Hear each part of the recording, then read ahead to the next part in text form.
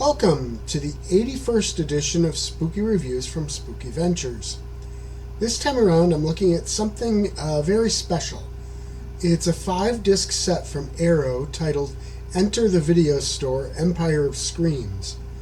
Now it's focused on Charles Band's Empire Pictures. Now I admitted a while back that I was a huge Full Moon fan. Well, Empire Pictures was basically the precursor to Full Moon. And they produce movies that have a lot of what would later become trademarks of Full Moon. This set gathers up 5 films from Empire and collects them into one set. Now it's important to mention that not all of these movies qualify as horror, but most do have some spooky content. I'll be talking at least a little about each of them though, since they're all included here, even though some of them don't qualify as spooky. Now, the first disc is devoted to the movie The Dungeon Master.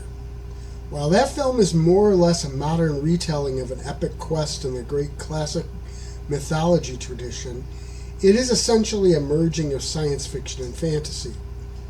It's also an anthology film, though, with 7 distinct stories merged into one overarching tapestry. Now, each story is written and directed by a different person. And at least a couple of those stories have horror elements. The movie includes Richard Mall as a character that is essentially the devil. He's the one who challenges our hero, played by Jeff Byron, to survive 7 quests. Now, the biggest part of science fiction comes in with that hero being actually connected to a computer and being able to use the power of that computer to all kinds of nearly magic, to do all kinds of nearly magical things. The quests include fighting a giant statue monster in a sequence that calls to mind Ray Harryhausen's mythology work, a creepy adventure that pits him against undead and death itself, a rogues gallery of famous killers thawed from being deep frozen, and a heavy metal concert featuring none other than the band Wasp. There is also a slasher movie section, a creature in a cave tale, and a Mad Max-like sequence.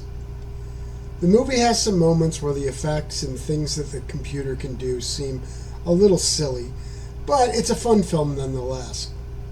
The disc offers a number of bonus features, including other cuts of the film under the name Rage War. Now, it should be mentioned that the theatrical version should have a content warning. The demonic character played by Mull describes in pretty gory detail the torture and killing of a cat. Again, it's spoken, nothing is shown, but it gets very descriptive. And that section is cut much shorter in other edits of the film. The second disc is the movie Dolls. Now that film has the added attraction of being a Stuart Gordon production. Stuart Gordon directed movie anyway. I love Gordon's Lovecraft-based films, and this was made as his next work after the first 2 of those, Reanimator and From Beyond. This movie is much less insane than those, and it's a lot more serious in some ways. The setup is classic gothic horror. Travelers get stuck in a storm and wind up in an old creepy mansion for the night. The concept of dolls coming to life certainly makes me think of both the Puppet Master series and Child's Play. The connection to Puppet Master is obvious because that movie series later came from Full Moon. As to Child's Play, I could see how some people might think this movie was inspired by that. But this actually came out the year before Chucky made his debut. Now, the movie does a great job of mashing different tropes into something new and unique. As mentioned, we've got the whole gothic horror element at play.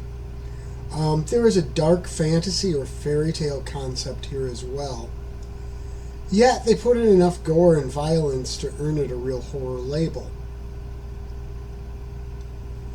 I actually love how the movie has a really, really cheery ending. The fact that there are all kinds of dark secrets and hidden horror behind it makes that seem even more interesting. Now, the effects of the dolls moving and killing works really well, especially if you understand how difficult something like that must have been to do with practical effects of the time. The disc includes a number of bonus features. Those have varying levels of interest for me, but the movie is the real star here, and that's as it should be. Disc 3 is devoted to a film that is definitely of the horror variety. It's called Cellar Dweller, and it focuses on the idea of horror comic book creations coming to life. It starts with a prequel scene featuring none other than Jeffrey Combs as a comic book creator. When he recites a quote from an ancient book of spells, he finds that the works he's drawing are coming to life. He attempts to destroy the monster he's created and kills himself also in the process. He has some real Herbert West sort of moments in his little short scene anyway. From there we come to the present, in this case 1985, and find that the building he was in has now been turned into sort of an artist's colony. It's run by the incomparable Yvonne De Carlo. And while she's definitely older and playing a different character, Lily Munster's voice is instantly recognizable. A young artist who is a devotee of Combs' character is just moving in, and we follow her as she interacts with all the other characters. Although the basement where Combs' character had worked is closed up and off limits, she eventually gets to use it as her workspace, and unfortunately the same thing starts happening with her creations.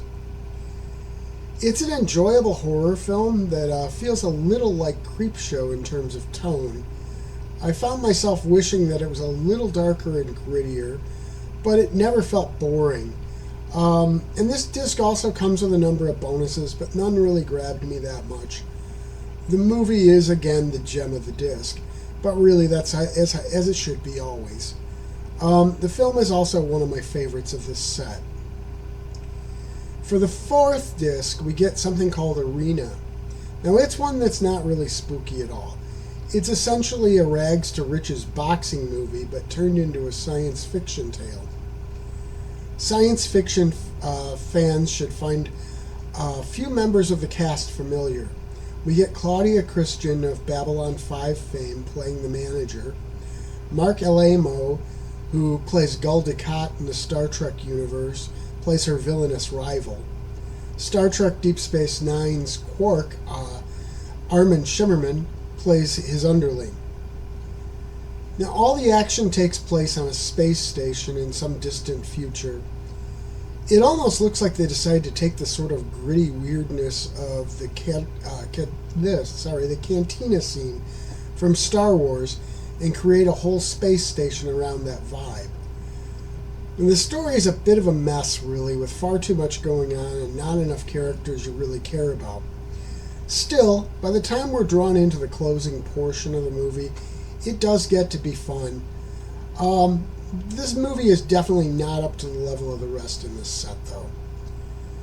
Again, I wasn't really drawn into the bonus features on this disc either. Now, the final disc of this set, Robot Jox, is the other movie without any real horror content to it. That said, horror fans might find it to have some significance since it's another one directed by Stuart Gordon. The movie stars Gary Graham and is set in a time after a nuclear war. Wars are outlawed and disputes between nations, there are only 2 nations remaining, are fought by sending robot jocks into one-on-one battle in giant fighting machines. It's obviously plying the same territory as the Battletech game. The movie works pretty well. There is a little bit of a rollerball vibe in the whole sport of robot jocks being big business and entertainment. It has some bits of romance, some spy intrigue, and a lot of science fiction action. It may not be spooky, but it is entertaining and the effects are remarkably good for the time period.